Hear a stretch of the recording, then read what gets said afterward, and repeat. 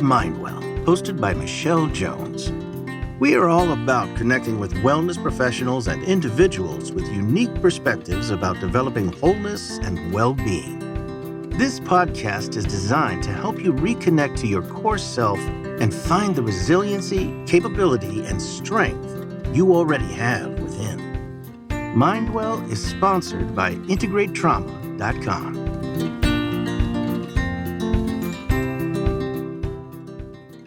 Hello, everyone, and welcome to another episode of Mindwell. On this podcast, we interview people who have remarkable perspectives on the power of making mindful connections. I'm Michelle Jones, and today I'm with three amazing women from Dahlias Hope. First, we have Faith Robles, who is the founding survivor of Dahlias Hope. I am looking forward to hearing her story and what has brought her to this work. Welcome, Faith. Thank you so much. Yeah. It's a pleasure for me to be here this morning with you. I'm so glad you're here.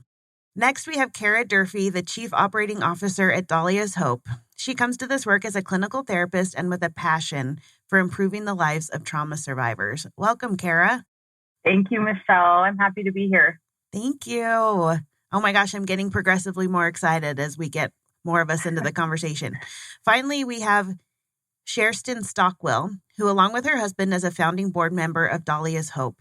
She has a long history of political activism and has held key positions in several nonprofit organizations. I can't wait to hear more about some of these experiences from you because this sounds so interesting and I'm completely intrigued. So welcome, Shareston.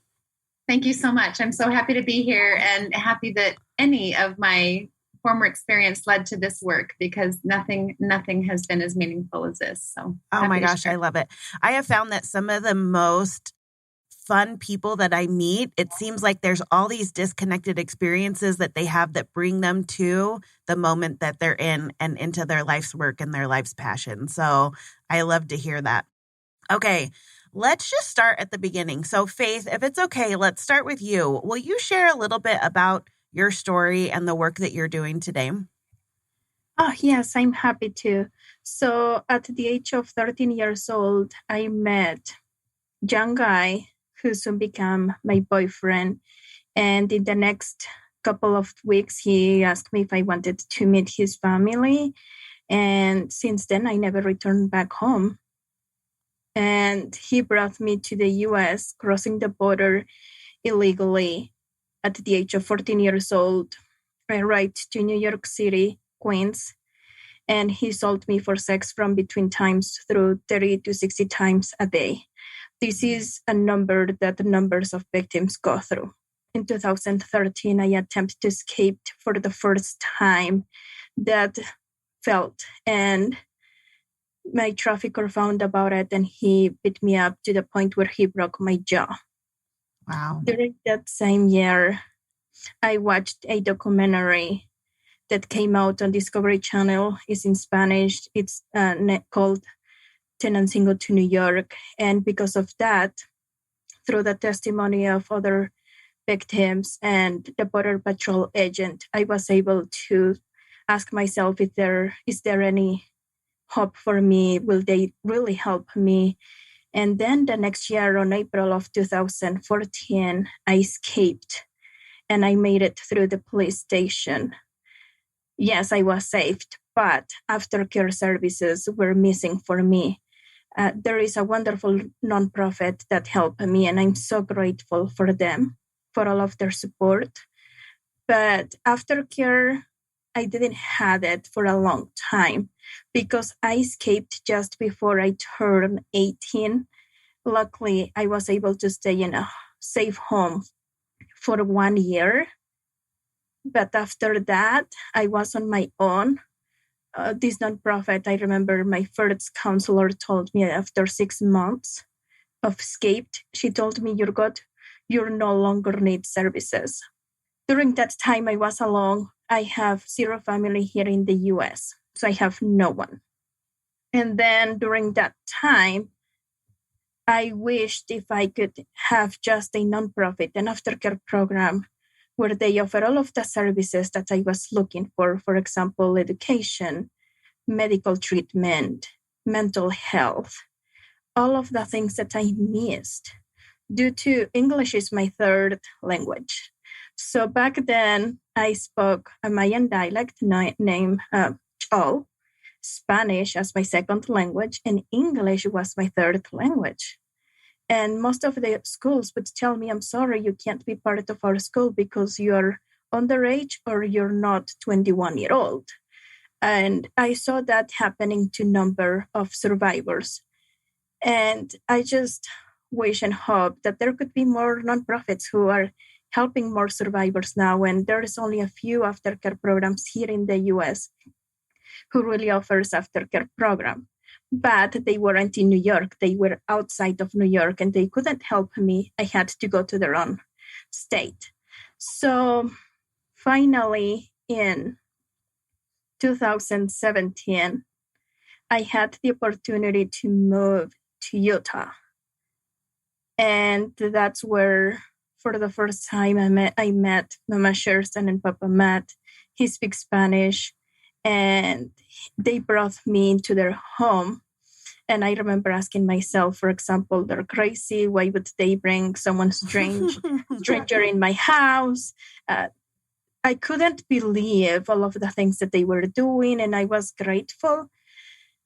The first night that I spent with them, they took me to Chick-fil-A. I never heard about it, and I make fun of this. I thought it was Chick-fil-A instead of Chick-fil-A, and instead of a burrito, I got a chicken sandwich.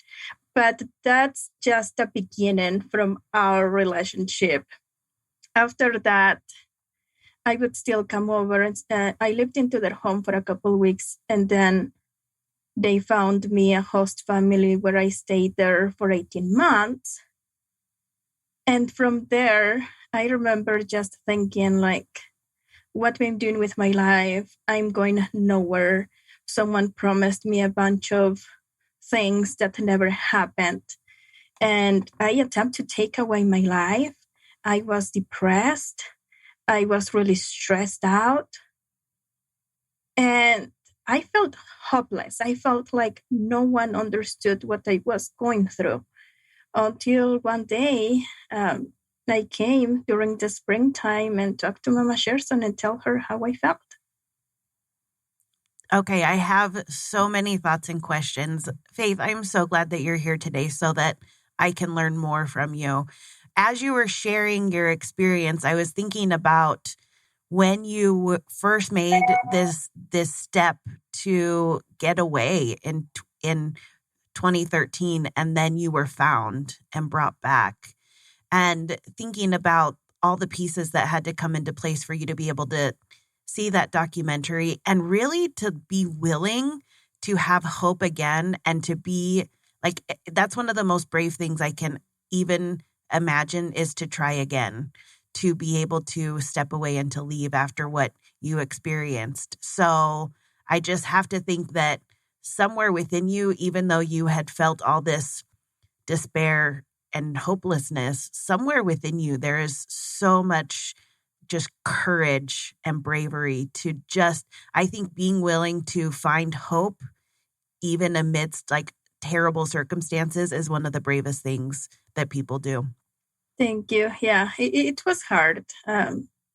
But something that inspired me to not give away my life was, for example, I used to watch a lot the TV and used to come on the commercials, the St. Jude family for the kids who have cancer. Mm-hmm. And I would ask myself, like, this kid knows that he's going to die soon, but he just wants to think that he's going to live long enough. When me on this side, I want to take away my life. And because of that, when I turned 18 years old, I cut my hair and donated. I feel like little things has changed my life. And also hearing the stories of other victims that got killed by other people, I didn't want it to be one of them. I didn't want it to be one number on there. So, and I got angry and I said, this is not okay. This is not what we do to a child. That's right. And I really love everything that you're saying is just communicating to me and just reminding me how important it is that we need each other. We are not here to do anything alone. We need each other. And what a beautiful thing that we're able to see, that maybe we don't even realize how much us being able to keep moving through our experiences helps someone else to be just a little bit more brave to move through theirs. Okay, so Shareston, I want to hear from your perspective now, because I feel like I heard one side of the story, and I'm not always this lucky to have both people from both sides of the story in one space. So tell me about how you got connected to faith and how that experience was for you. You bet. So I had worked in various nonprofits. My career was back in Washington, D.C. in federal service. And when I left federal service, I was in D.C. for 10 years. When I left federal service, I did pretty much, with like very small few exceptions, 100% nonprofit 501c3 work. But in the beginning, it was policy related. And then, a lot of the nonprofit and the fundraising world kind of begins to cross over with other different types of things, and was introduced to a charity side, learned about trafficking, and a partner that I had worked with previously that was from Mexico had been contacted by faith. So it was definitely like someone knew someone who knew someone type of a situation. Everything coming together in just totally the right moment. Together. Mm-hmm. Yes. And so she had reached out just randomly, trying to, in her true survivor nature. And you mentioned, Michelle, the word bravery. I mean, utter bravery. She not only, I really want to highlight something that she shared in case anyone needs this really punctuated. Escaping once takes an amazing amount of courage and bravery. And the fact that one failed miserably, and she not only got her jaw broken, she just got that fixed this year. Wow. I mean, she's been walking around with a very painful broken jaw forever. So the bravery that she demonstrated the first time, and then to drum up that courage to do it a second time, incredibly rare and very, very hard to do. So she makes it to NYPD, of course, and then you heard her story. So she begins just researching things, watching documentaries, reaching out randomly. I mean, this little go-getter, right? Which Truly. We still see this in her today, which is why her dream of creating a place for other survivors just like her is pretty special coming from her, because she's actually still in treatment. So she's in treatment, which means other survivors know that she gets it.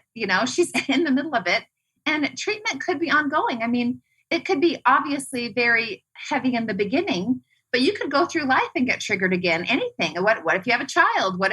All these things can happen during life. And so being able to be in treatment, but still just being so feisty and so eager and attentive to this cause and helping others. So we meet through this connection, and she ends up having an opportunity to come to Utah. It was totally up to her. She could have stayed in Queens. I'm going to fill in little gaps because I know this story so well. She was not only still in Queens, which is where she was trafficked, she was in the same neighborhood still as her traffickers. Oh, wow. It's a pretty big deal. So, but even though, remaining or taking this invitation to come to Utah looked, safer or more appealing, a massive risk, because if you can imagine, if she leaves, her home that she said she hadn't seen her home again since 13, she only knows her little town in Mexico and Queens, New York, which is all she's ever known since she was, a teenager, a young teenager. So now let's go to another place. Again, not back home. Right. And I was going to say back where you were at home at 13 years old, you only understand things from a child's perspective, from the place that you've come from. And I'm sure in Queens, she was not having a typical experience in terms of being able to know and understand how the city works from an adult's perspective because of all of this trafficking experience. Well, and look at all that to your point, Michelle, look at all that she has lost. She's lost all of the basic, just think of life skills that you learn in your teenage years. So now she's in a big city where she's only been put to work in a way that she never wants to work again, trying to navigate. She is very grateful for the charities and the nonprofits that were out there. So when she says she wanted to create her own, it's by no means, an insult to those that helped her. Those that helped her did the best they could. And they had their limits and boundaries and what they could do, but she's piecing together, right? She's piecing together all that she can. So she takes this leap of faith to come to Utah. And it was my husband. I mean, obviously you can see that the very nature you see in her today was there on day one. You can tell that we had nothing to be afraid of. In our head, we're thinking, okay, I had a 2-year-old. Was she 2, Faith, at the time? At home? Yeah. And you're just wondering about like, okay, is there going to be something, is there going to be any violence? Is there going to be an exposure to something? Is there going to be an emotional breakdown? You're thinking of these things, and I'm not a therapist. I'm on the nonprofit fundraising side. I don't know anything, what I'm stepping into. And my husband was connecting with her right away. And he looked right at me and he said, she needs to come home with us. We knew that we were trying to find her a permanent situation.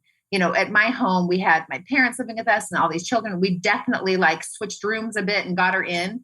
And we were looking for a permanent host family. And that's something that Cara will chime into in a moment. But one thing that we learned early is that family model is really conducive for therapy. And we were really looking for a host family, not to put her up in a temporary housing, a hotel, an apartment. So we looked, and she was with us for 3 or 4 weeks. And obviously the connection was strong in the beginning. And my husband just could tell. He knew. And I know that they had that language in common. I don't speak Spanish. And I was really grateful. And everything that we felt and he felt early on has 100% stood the test of time. She's a member of our family now. My kids call her their sister. I mean, it's just the sweetest thing. And even though we found this host family that had hosted, a young Latina girl before, like they really were well prepared and equipped for it. Faith would still come and spend weekends with us and go on vacations with us. And so it wasn't that far away. So when she talked about this dream she had of creating a place where survivors can go, there was just this one night that I talk about all the time. She had come to spend the weekend with us. It was the spring of 2019. She was different. She was upset. She was emotional. She was passionate. And she said, I need to help other survivors, and she'd said this all along, but, and I've said to her a lot this last year or two, I'm so sorry. I didn't catch that you meant right now. She was in the middle of her trial. She doesn't have her GED yet. I never assumed when she was saying, I want to help survivors, that she meant right now. Everything from my perspective and from the feedback we were getting was contingent upon this trial finishing, which she just did last year. And so I had no idea. So finally, this one night, she was repetitive. She says, we need to help. And I got the memo. I'm like, she means right now, and she says, they will trust me. I know what they need. I know that they're waiting for services right now. And and these are the pillars of Dahlia's Hope. Okay. It has to be one place. They don't have to piece together. A place over here will teach me English. A place over there will help me fix my job. A place over here will give me therapy. That is so hard to navigate for someone who's gone through complex trauma, who was very likely a child when they were going through it, and trying to figure out a system that's in America and you're not from this country. I mean, think of all the things that she had to try to figure out. So she was pretty sick and tired of it and said, one place. And it has to be easy to find. I can't have to search and search and search. It needs to be easy to find. And so that's another thing that we do, is we try to keep ourselves very, very easy to find. And then this whole idea about it being survivor-led. I might know how to do nonprofit fundraising. Our other founder, runs an accounting firm. He knows how to do all the 501c3 accounting. We've got Cara here, who's amazing. I mean, she's not only clinically certified and has all of her hours and is a clinician, is a therapist, but she's actually run entire organizations before. And so we cherry picked and grabbed her. We just got her this last year. So we're super, super grateful. But everything, I didn't know the survivor piece. I only knew what I knew. And so to listen to these survivors and to have them tell us what they couldn't find, what they looked for, what was missing, what they were told. They actually went through the system, what they were told. To be told after a couple of therapy appointments that you're good.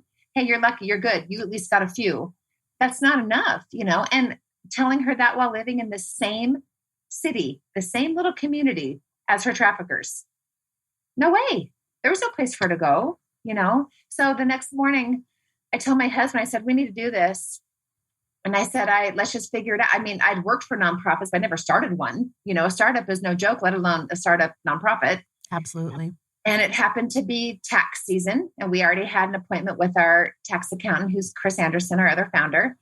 And we go there for our appointment because, this is March. And at the end of the appointment, I just said, hey, Chris, have you ever set up a nonprofit? Do you know how to set up a nonprofit? He says, yeah, I can help with that. What's on your mind? And I tell him about this conversation that we had just had. And he gets emotional and he says, I'm all in. And, it just boom. And then literally we're kind of at our 2-year anniversary. We have 2 anniversaries. We received all of our 501c3 status and our articles of incorporation in the summer of 2019. But then you have to get all your licensing to treat survivors. And so we weren't able to begin treating until December 1 of 2019. So we're just about to hit that 2-year anniversary right now. So these past couple of years, the momentum, exactly what Faith said happened. She said, there are survivors, they're in need, they have nowhere to go. We had no idea if we would be a big or a small program. And again, that's something I'll let Cara speak to, the size of us and what is out there and what is not out there. We just knew we were going to start. So anyway, Michelle, I'm sure I gave you a lot to which is, I was going to say, sometimes just starting is like the bravest step. I mean, I feel like that's like a theme in our conversation today. So I come from a background, I'm a pediatric nurse by profession. So child development like comes into my mind almost immediately as we're having these conversations. And then also I'm a mother. I have 2 college student kids and a 13-year-old actually. And to think about all of the development and learning and understanding. And it's really such a mentoring time for kids as they learn how to become an adult, and really seeing how powerful that family connection must be to be able to help kind of fill in the gaps. I love how I've learned through trauma, sometimes it can be really discouraging. I had a lot of childhood trauma, and sometimes I would feel discouraged, like, okay, look at these people who had X, Y, and Z modeled for them, and I never did. So I guess I'm just like out of the loop forever. And now I understand, like, no, that's actually just, those are just skills. I can learn those skills and be in exactly the same spot as everybody else. I just have to go and figure out how to learn them, which honestly, navigating the mental health community can be really challenging, even if you have a lot of support and skills. It's not something that's easy to navigate. So like you just add the magnitude of not knowing how to navigate things, not knowing how to navigate the culture and trying to find that. You're exactly right, Faith. Like, this is exactly what people need. It needs to be easy. And like having everything in one place just doesn't happen. That's not something that people are able to go, whether it's because they've been trafficked or because of, something else in the mental health field. This is not something that is easy for people to get the help and support that they need at a time when they need it most to be easy and straightforward to navigate. So I can feel the power in that. And I've experienced firsthand trying to navigate it for people that I love, to walk alongside people and to feel that frustration of saying, this shouldn't be so hard. It shouldn't be so hard for us to get this care and support and resource to people that are in such desperate need of getting that help. I definitely see the beauty in that. And also another word that comes to mind, I'm going to add to the word bravery, Faith, and add tenacious. Like, you are going to figure it out. That is like definitely a theme that I am hearing, and it makes me adore you even more. So I love that. Okay, Cara, are you ready? I've got a question for you, because we're really talking about aftercare and putting all the services in one place. And I have a feeling that a lot of our listeners don't really know what aftercare means. Like, what do we mean by that? So what are some of the services that Dahlia's Hope is providing? Yeah, I love that question, because aftercare is something that as mental health professionals kind of makes sense to us, but people who aren't doing this kind of work might not know what aftercare services mean. So really, when we're talking about aftercare services, we're talking about services that, kind of a group of services that we can provide to people after they have escaped their trafficking situation. So, you heard Faith's story, and it's remarkable, and, her bravery and her ability to escape that situation, and even to have the foresight of knowing that she needs services, that she needed help. Some survivors takes a while before they get to that point, but escaping the trafficking situation ends up being, as much courage and bravery as that takes, it ends up being just the beginning. Because really there is so much trauma healing that needs to take place after the situation. So the aftercare is really those services we can provide to support healing. And so Dahlia's Hope, we have a plethora of services. So the pinnacle of our program is clinical therapy. This is the only service that really is required by all survivors to participate in, because it's very important that the trauma is being addressed. Trauma is so impactful. So we do require all of the survivors to be participating in individual therapy, clinical therapy, but with a focus on trauma healing. And we do use best practices for trauma healing in our program. That is something that is really important to everybody at Dahlia's Hope, is that we have highly skilled, highly trained professionals doing this work. We also offer group therapy, that sense of community that you can get from working with other survivors who maybe understand what you've been through and can relate, because, Faith talked about feeling pretty hopeless, depressed, and even suicidal, feeling as though nobody understood her situation or what she's been through. And so that group component, that group therapy component, is critical to creating this sense of community and a safe space where survivors, feel understood and heard. And so that's a huge part. Yeah, very powerful. So powerful to feel like, and I would imagine such a healing component in terms of understanding that you're not broken, and to help with like any components of like shame too, because being able to speak openly and to be met with empathy and compassion is so healing. But we really can't do that if we have no opportunity to share in a way that can be met with love and acceptance. Absolutely. Absolutely. It's so important. And we really do hear from survivors that, the group therapy is really meaningful for them. We also have a very robust recreational therapy program where we have activities going on every week with a focus on building up their social, emotional, spiritual well-being.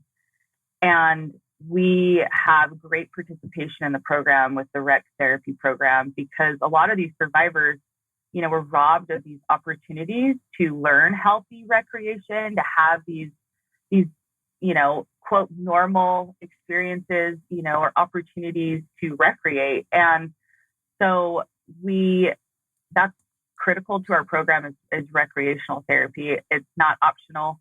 As far as Dahlia's Hope goes, we knew that we needed to have recreational therapy to help promote healing.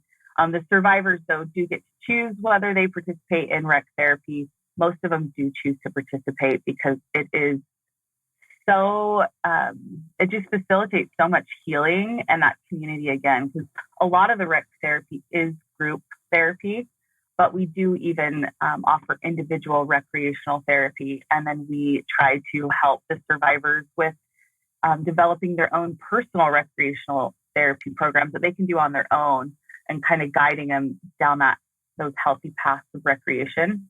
Well, I was going to say, because it's part of like stepping into a whole life, right? Like I have connected with people who have experienced complex trauma, so not necessarily the same situation, but it seems like there's a common thread here, which is if I've spent so much time in survival mode, one common thing that I hear is I don't even know what I like fun. I don't even know what that means really. Like, sure, I can kind of laugh along with other people, but how do I figure out what I enjoy, or even what it feels like to relax and do something just for the enjoyment of it? And yet that is part of what we want people to have for for their healing is not just an absence of the negative things, but the ability to feel and experience joy in life as well. Absolutely. Yeah. Healthy recreation is kind of a luxury, right? And when you're in survival mode and you're just trying to get by day to day, you don't have that luxury of recreating or knowing what you like. So a lot of it is just trying new things and having new experiences and realizing, activities that you enjoy doing or directions that you might want to take your life through our rec therapy. Each of our survivors are also assigned to case management, and case management is something that is critical to the services that we provide. The case manager kind of follows the survivor throughout the course of their time in our program and helps connect them to resources both within Dahlia's Hope or outside of Dahlia's Hope. So kind of like faith vision for a one-stop shop, a place where a survivor can go and all of their needs are going to be met. Our case manager is kind of the one helping to guide and direct the survivors through our program. And then, if there's other resources in the community that we want to access, the case manager can access those with the survivor. So the survivor is not having to retell their story, to every agency that they're trying to work with. We try to meet as many of the needs internally as we can, but we do also take advantage of our community resources, and our case manager can help the survivors navigate those programs. Because as you mentioned earlier, it can be tricky navigating the mental health system for anybody, especially somebody who has endured complex trauma. Well, and it seems like, Faith, you are having to be your own case manager and figure out how to do all of these things at the same time as trying to figure out how to stay safe, literally, in your community. With English as a third language. I just want to throw that out there. Go ahead, Faith. Yeah. So, yes. And the other thing and I still do, is that some survivors still contact me because they know that I'm not afraid to reach out a nonprofit and ask them, hey guys, how do you help a survivor? What services do you provide? Mm-hmm. The survivor need to be in your state, or you can help them remotely. And that when I find information and share it to other survivors that they're still in New York or other cities, they get excited, and I get excited with them. And I'm like, yay, we found something. It's just like it gives me happiness and joy in a way that I can't even describe, where I'm like, I wish I had this option years ago. Mm-hmm. And now that I have it, I try to help other survivors because I know how hard it is to find services, even legal resources. The other day, a survivor and I were talking about it, and I helped her. And I'm like, yep, contact this person. And she was like, wow, okay. So she get excited because I was able to tell her, contact this person. And that's how I worked. Even after I escaped, there was these survivors who were scared to ask for help. And we all were like, hey, guys, I know these survivors, they're not going to ask you for anything, but this is what they need. And they would come and say, okay, we know that she can't talk for you, but we are here to help you. Please tell us. And they would talk to them, and they would get what they needed. Faith, there's something really beautiful about you having to figure out this experience on your own, and yet finding so much joy in really having a passion to know that nobody else needs to do it alone.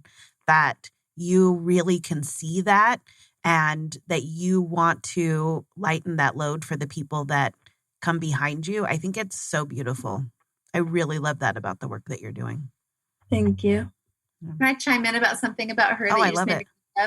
She really is such an approachable balance, because we've all talked about a lot this bravery and this fighting spirit and tenaciousness and all of that. But she is simultaneously so willing to learn.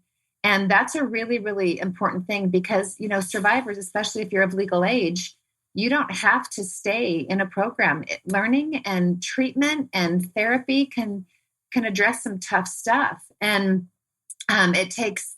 It's work. It's work.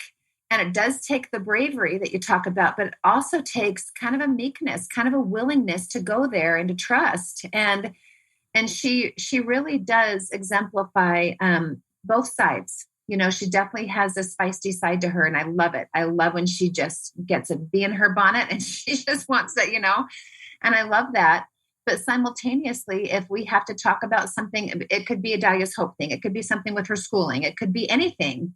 She will look you in the eye and she'll listen and she'll try. She'll go there with you, you know, and that's a trait that's really important. And it's also a really good example for the other survivors she does have a chance to rub shoulders with.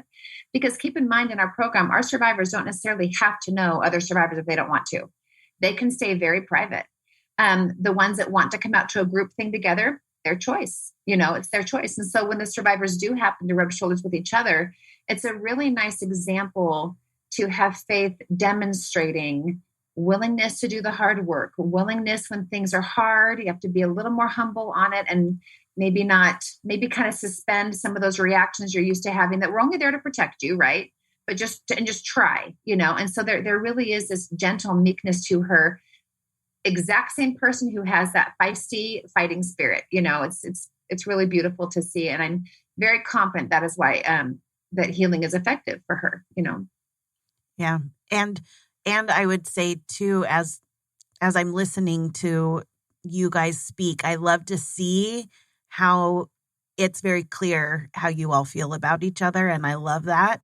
The other thing that I was thinking about is how important choice must be in this work that you are doing with your survivors. Like how you said that there's choice in if they want to participate in the group, there's choice in which recreation activities, because Faith, I imagine that choice wasn't something you experienced really almost at all for many years. No, I didn't. In fact, I was always told how to dress up, how to have my hair, how to do my makeup. Because of that, I got to the point where I'm like, I can't have a long hair. I have to cut it because they make me feel in this way. Now I wear red lipstick just to show that they no longer have power on me. The other thing that I remember telling my traffickers was that one day I told them I'm going to put behind bars. And I remember both of them looking at me angry. They were drunk. And they say, what did you say? And I'm like, well, that I'm going to paint your pants and you will never notice that, because I knew that they were going to come and beat me up. And yes, I did send behind bars my traffickers and I faced them in court. And now I'm getting ready for the sentencing and I'm going to work on the victim impact. And I'm going to tell them, you don't own me. I'm not what you said that I was. That's right. You don't control my mind. That's right.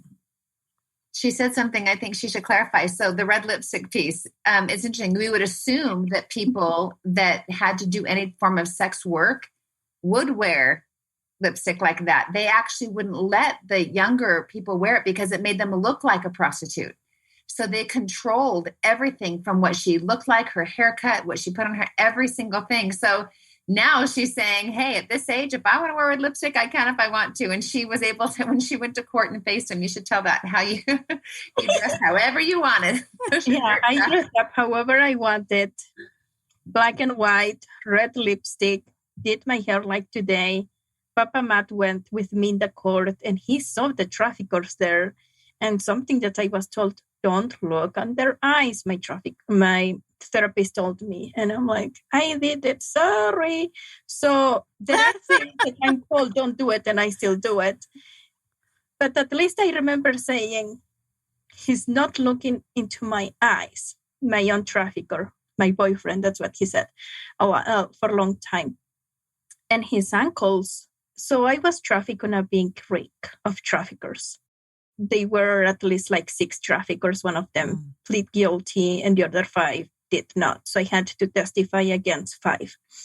So I'm like speaking against them, looking at their eyes. 2 of them made eye contact. And I remember feeling scared. And then at one moment I said, no, I came here to say what happened to me. And I'm not alone here. Papa Matt is with me.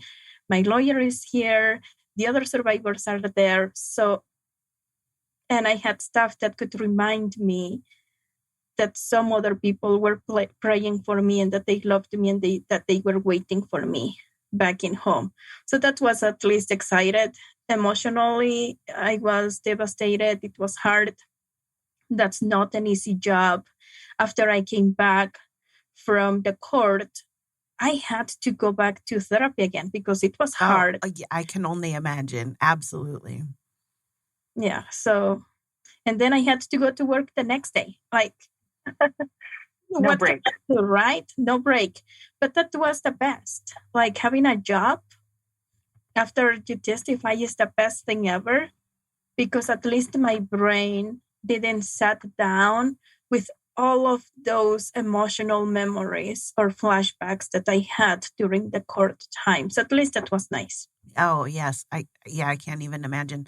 That is such a remarkable, like, I can just picture the whole scene in court, and you know, our listeners can't hear me, but I'm like cheering with my fist up in the air, like, yes, go, Faith, go. Like, even though I wasn't there and I can't go back in time, if I could, I would have been in there cheering for you and staring them down, like, don't even try to be intimidating to Faith, because you have so much support now that you never had before.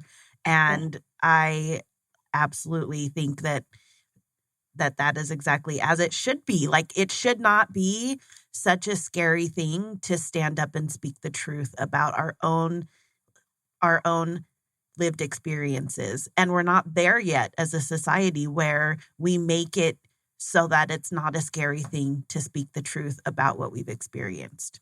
So thank you for being part of the team of people that are leading the way and making it more okay for the people that follow after you to speak the truth about what they've experienced. Thank you. Michelle, I want to add just that, unfortunately, Faith's experience where she was able and willing to testify and put her traffickers behind bars, unfortunately, is not the norm, because so much intimidation and threat and, coercion and threats are part of the trafficking experience. A lot of survivors do not have the will to go through that and relive a lot of what they have been through in order to achieve, what Faith did and putting traffickers behind bars. So unfortunately, that doesn't happen as much as we would like for it to happen, because, it really is it's re-traumatizing. And, Dahlia's Hope, that's something that we can provide, and we do provide for our survivors. Also, I'll finish kind of answering your question earlier. I completely interrupted you, so tell me more about the services. You're good, but yeah, I mean, connecting. We don't directly provide legal services, but we do have great relationships with some amazing organizations that offer legal assistance for free. But we also offer that emotional support for survivors who might be going through that legal process. And, we've had therapists sitting in depositions, whatever support the survivor needs throughout that process. We are with them every step of the way. And really, with all of our support, our survivors, through our case management program, we're able to do a needs assessment for all of them and figure out, because all of our survivors have very unique needs. No one survivor is exactly the same. And so we're able to do a needs assessment, and we can really individualize the treatment that we're providing and ensuring that we're helping to meet each of their needs. We also have a therapeutic farm with goats and pigs and chickens and bunnies and horses. And this is a place for animal-assisted therapy, just an escape. The farm, it's like impossible to be on the farm and not leave in a better mood. I say that every time that I go there. Even if you're in there scooping poop, you're still leaving the farm in a better mood than when you got there. It's such an amazing space for healing and connection with our amazing animals there. And a huge problem that we have for that trafficking survivors face is housing difficulties. It can be, very difficult to get on your feet again, and housing, safe and affordable housing, is a huge part of that. So Dahlia's Hope does offer a transitional housing program. We do have a transitional house that has spaces specifically set aside for survivors who have housing needs. That is a critical part of our program just because we have noticed a lot of our survivors are facing housing problems when they come to us. We also have medical, dental resources. Really, as I mentioned before with case management, we can connect with survivors to any and all programs in the community as well. We have a relationship with Western Governors University, and they have offered our survivors scholarships to their PACA program. So we have a lot of connections in the community, and really have created what Faith really had in mind when Dahlia's Hope was founded. Okay, so that actually reminds me that I never did ask, where did the name come from? You guys want me to cover this one, or you go for it, Cara? Yeah. Well, so Dahlia's Hope. Dahlias are the flower of Mexico. And I don't know if you know a lot about dahlias, but they are big, beautiful, resilient flowers. And because they came from Mexico, that's kind of where we got the dahlia. We had the dahlia in mind. And then obviously hope was a critical part of this entire path, right? Was a place that can create hope. And for Faith and other survivors, knowing that there is a place where they can come get services for free. They don't have to worry about paying for these services, and they don't need to worry about retelling their story to, 6 different agencies. They can get all of their needs met in one place. It's a very hopeful concept. So the dahlia flower is just so meaningful to us, and is the logo of Dahlia's Hope as well. And I can kind of give you a little bit of information about that logo. But really, when you look at the dahlia flower, you can just draw so many parallels to our survivors. It is such a diverse flower, and we have such diversity in our survivors and their stories, and the ways that they were trafficked and the things that they've overcome. That diversity is so important. The dahlia flower can endure intense heat waves. Unlike other flowers, it can survive, the brutal heat of Mexico. And we like to think of those heat waves as the complex trauma that our survivors have endured. Our survivors are like these beautiful dahlias. They are resilient. They can survive, and they have survived these, heat waves of life, this trauma, and they're on the other side. Dahlias can grow to be very large, a foot in diameter. Oh, wow. Some of these dahlia flowers are very large. Their stems are hollow, and they can be, 6 to 8 feet sometimes. And so when you are dealing with such a large flower with a hollow stem, you sometimes have to stake these flowers so that they can grow properly. And we like to think of Dahlia's Hope as kind of the stake around our survivors, giving them the services and resources they need to grow properly, to display their beauty. The dahlia flower is also, it blooms way longer than other flowers, and, stays bloomed longer. And we really see that in our survivors too, that, they're going to bloom longer as well. And so there's a lot of symbolism. Let's talk about the colors in our logo. Yeah. So do you want to talk about the colors in the logo? Yeah, that's fine. As we researched it, the main draw was because it was the official flower from the country of Mexico. So that was kind of the main draw, but we were just continually pleasantly surprised at a lot of the symbolism, and we just knew, right? It was just kind of coming together. But the different dahlia flower colors have different meanings. Like you could go to Google and you can read this yourself, but the most of them are positive, but one, the first one, the center of our logo is a dark color. It's a dark burgundy. It's called, there you go. It's called the Black Dahlia, even though it's a burgundy color. But the Black Dahlia is the one negative color, and it's betrayal. It means betrayal. So obviously, in the middle of this beautiful flower, what stemmed from betrayal was beauty, right? And what they've done with it. So the Black Dahlia is the center. But as you go to the purple color, so many meanings: dignity, royalty, the purple dahlia. The blue-green color, the blue dahlia or the green dahlia have the same meaning. So we kind of picked a blue-green color that could hit both. But that means a new start, a fresh start, turning over a new leaf, a new life, all those great things. And then red, of course, is strength and courage. So we thought, you know what? We have to have all of them. We have to have our logo start with that betrayal, but bloom with each layer, with all the growth, with all the change to become all those things, beautiful, strong, just that dignity and all those fresh starts and all the courage. So we love it.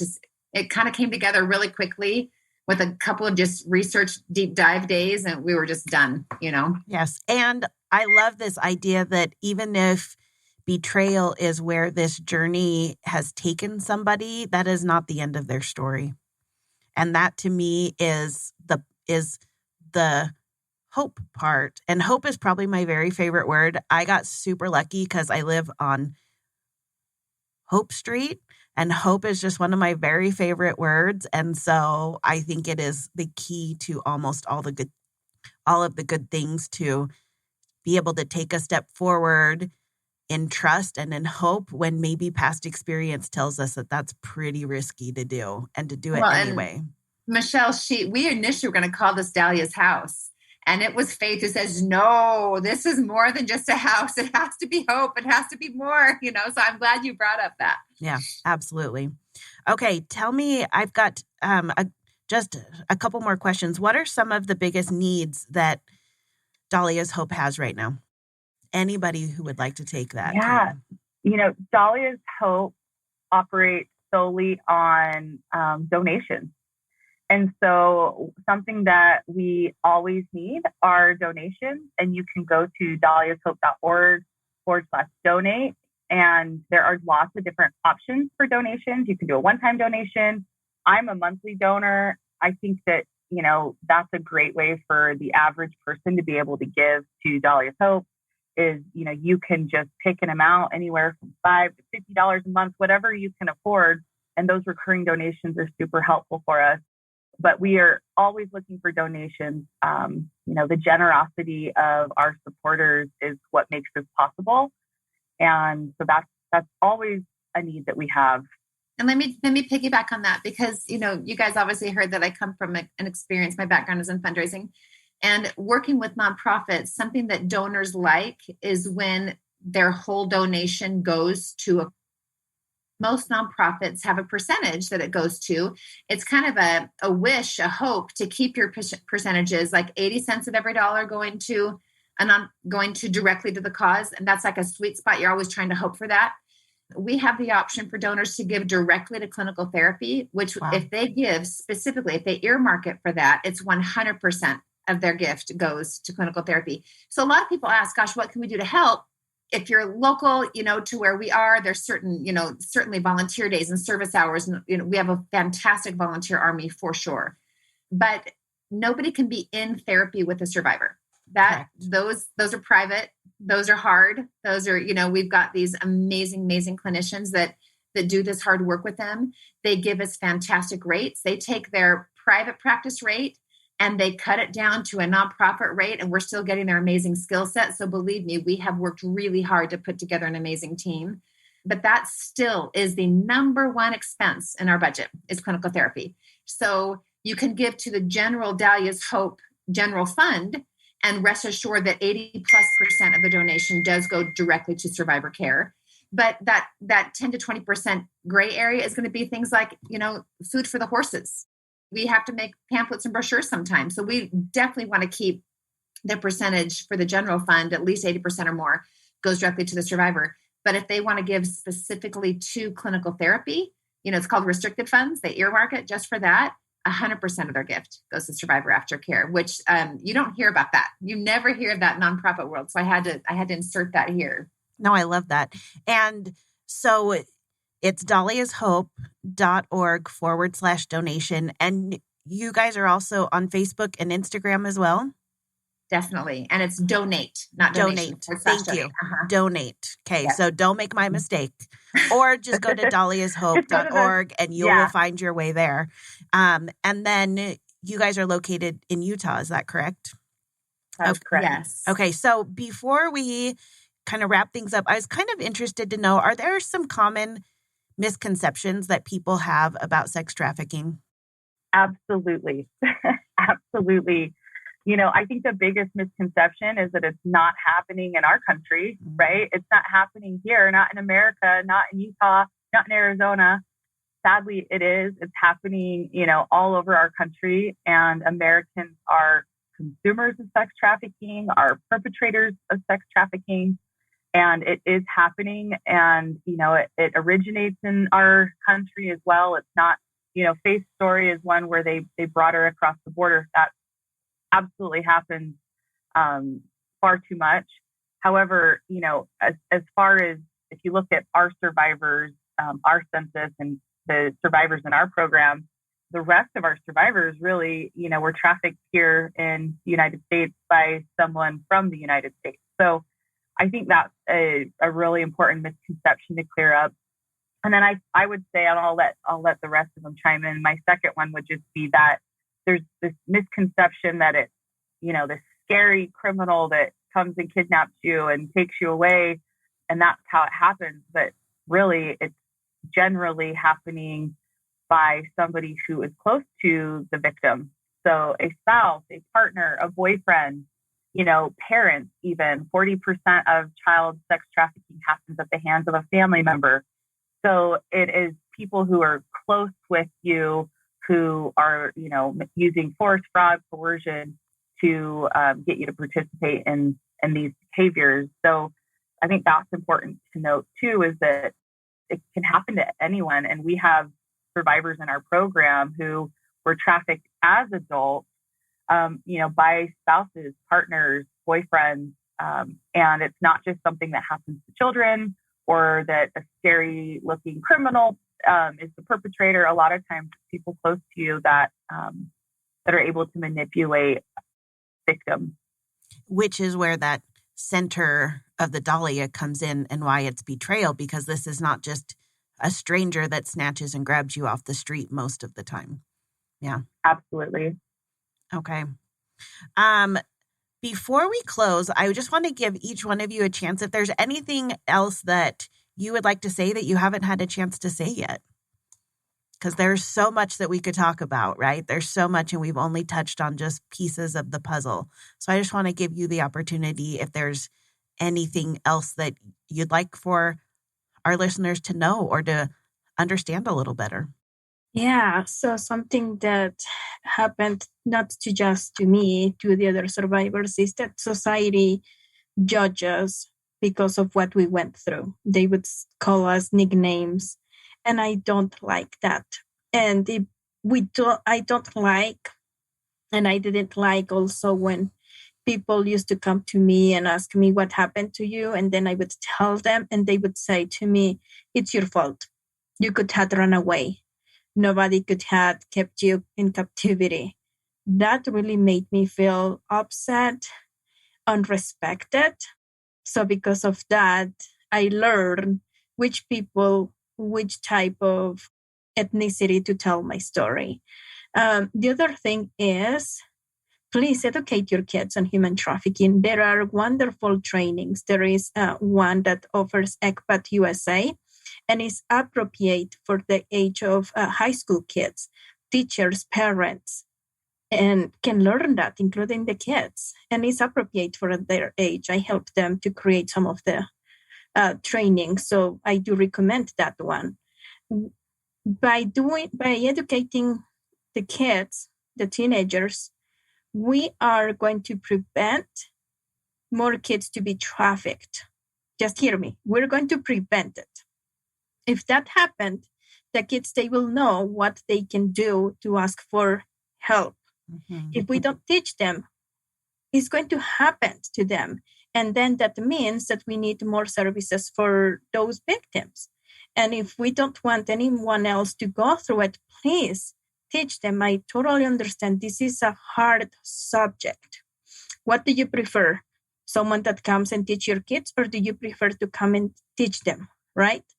The other thing is that I would ask to the audience, please, if you have any resources that you can provide to our survivors, please contact us.